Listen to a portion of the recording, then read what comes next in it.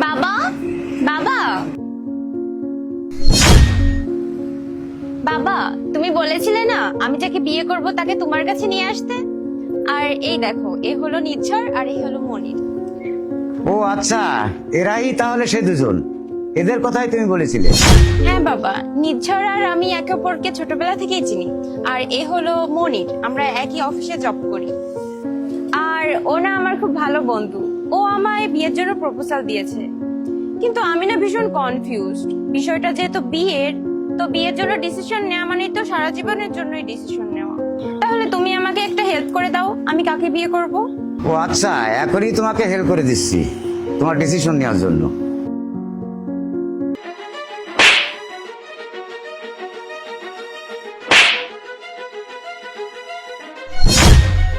বাবা, তুমি এটা কি করলে? আঙ্কেল, এটা কেমন বিয়াদবি? আপনি আমাকে কেন থাপ্পড় মারলেন? যদি আমার কোনো ভুল হয়ে থাকে তাহলে আমাকে বলতে পারবেন। এরকম বিনা কারণে থাপ্পড় মারকে ঠিক? আপনি প্রীতির বাবা, আমার থেকে বয়স অনেক বড়, আপনাকে আমি সম্মান করি ঠিকই, কিন্তু এরকম বিনা কারণে থাপ্পড় মারলে কে সহ্য করবে বলেন?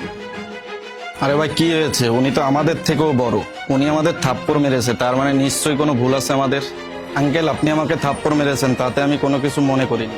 আপনি আমার বড়, তাই আপনার আমাকে মারার পুরো অধিকার আছে। আমি ওর মতো আপনার কাছে প্রশ্ন করে বেয়াদবি করব না। আপনি তো আমার বাবার মতো। হ্যাঁ, উনি আমার বাবার মতো, কিন্তু আমার বাবাও না কখনো বিনা কারণে আমার গায়ে হাত তুলেনি। বাবা, তুমি আমার সাথে একটু এদিকে আসো তো। তোমার মনে হচ্ছে না যে বাবা এরকমটা কেন করলো? হ্যাঁ বাবা, আমি তোমার সঙ্গে ওদের দেখা করাতে নিয়ে এসেছি, তুমি ওদের মারলে কেন? তুমি তো বলেছিলে ওদের দুজনকে পরীক্ষা করতে, যে দুজনের মধ্যে কাকে বিয়ে করব। তাই আমি এটা এই জন্য করেছি যাতে তুমি বুঝতে পারো এদের মধ্যে কে তোমার জন্য সঠিক। ও আচ্ছা, এবার আমি বুঝতে পেরেছি। তাহলে মনির আমার জন্য ঠিক আছে? কেন মনি তোমার জন্য কেন ঠিক আছে? তুমি যখন মনিরকে মেরেছিলে না, তখন তো ও বললো যে আপনি আমার বাবার মতন, আপনার পুরো অধিকার আছে আমাকে মারার। ও তোমার সাথে একদমই বিয়াদবি করেনি। আর যখন তুমি নির্ঝরকে মেরেছিলে, ও তোমার সঙ্গে বিয়াদবি করেছে এবং তর্কও করেছে।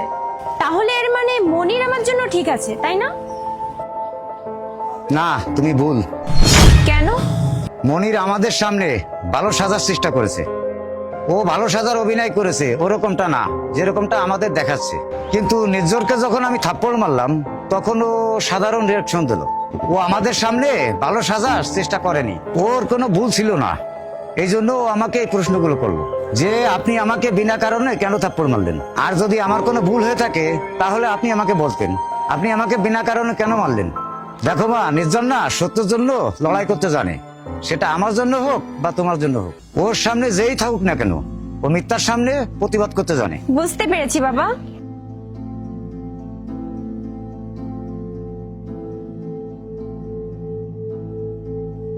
আঙ্কেল, আমার জানা প্রয়োজন, আপনি কেন আমাকে থাপ্পড় মেরেছিলেন?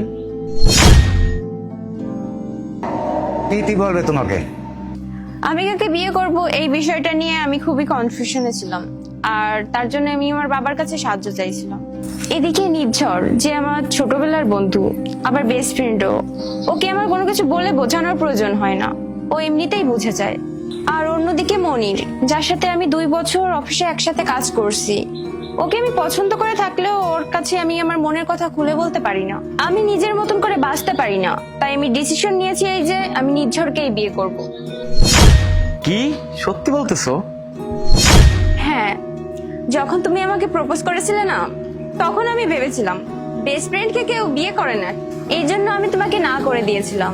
কিন্তু এর কিছুদিন পর আমার মনিরের সঙ্গে দেখা হয়, ওর সাথে মিশে আমি ওইটা ফিল করতে পারিনি যেটা আমার তোমার সাথে ফিল হয়। তাই আমি অনেক কনফিউশনে ছিলাম, কিন্তু আজ আমার বাবা আমার কনফিউশনটা দূর করে দিল। আই এম সরি মনির। এখানে কি মজা চলছে নাকি? তুমি যদি ওকেই বিয়ে করো, তাহলে আমার টাকা সময় কেন নষ্ট করলা? তোমার সময় আর টাকা নিয়ে তুমি পড়ে আছো। যদি আমি ভুল ডিসিশন নিয়ে তোমাকে বিয়ে করতাম, তাহলে তো আমাদের 3 জনের জীবনটাই নষ্ট হয়ে যেত। কতটা খারাপ হতো এটা তুমি রিয়েলাইজ করতেছো? তুমি আমাকে এখানে কেন ডেকেছিলে? তোমার বাবার থাপ্পড় খাওয়ার জন্য? আমার বাবা এখন পর্যন্ত আমার গায়ে হাত দেয় নাই, আর তোমার বাবা কারণ ছাড়াই আমাকে থাপ্পড় মারলো। যদি তোমার সাথে আমার বিয়ের কথা না হতো না, তাহলে তোমার বাবাকে আমি দেখে নিতাম। তাহলে এতক্ষণে তুমি সবকিছু নাটক করতেছিলে? তাহলে কি আমি কি থাপ্পড় খেয়ে চুপ করে থাকবো? তো তোমাকে পাওয়ার জন্য চুপ করেছিলাম, তা না হলে তোমার বাবার হাড় ভেঙে দিতাম। ও, এবার তোমার আসল চেহারাটা দেখাই যাচ্ছে। ভালোই হয়েছে, সঠিক সময় তোমার আসল রূপটা দেখতে পাচ্ছি। তোকে তো আমি আরে থাম এখন, অনেক হচ্ছে তো নাটক। তুই এরপর থেকে কখনোই ওর সঙ্গে বেয়াদবি করবি না। ও তোকে সময় দিয়েছিল, কিন্তু ওর মনে মতো হতে পারিসনি। আর যদি তোর মনে মতো হতে পারতি না, তাহলে এখানে তুই আর আমি দাঁড়িয়ে থাকতাম না, তুই একাই দাঁড়িয়ে থাকতি।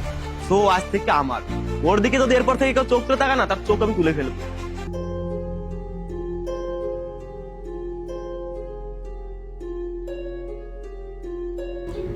দেখছিস তো তাহলে? হ্যাঁ বাবা, অনেক ধন্যবাদ তোমায় আমাকে এই সঠিক সিদ্ধান্ত দেওয়ার জন্য। Major, I am sorry. তখন কথাবার্তা ছাড়া তোমাকে একটা থাপ্পড় মারিছিলাম। আসলে আমি তোমাদের দুজনের পরীক্ষা নিয়েছিলাম।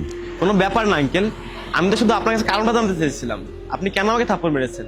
আচ্ছা ঠিক আছে, তাহলে তোর মা বাবাকে নিয়ে আমাদের বাড়ি কবে আসতেছো? আমি তো আগামীকালে আমার মা বাবাকে নিয়ে আসবো। আমার মা না সবসময় বলতো, যদি বিয়ে করিস তাহলে প্রীতিকে বিয়ে করিস, প্রীতির থেকে ভালো মেয়ে তুই আর কখনো পাবি না। আমার মেয়ের জন্য তোমার মতো ভালো ছেলে আর পাবো না। Thank you uncle.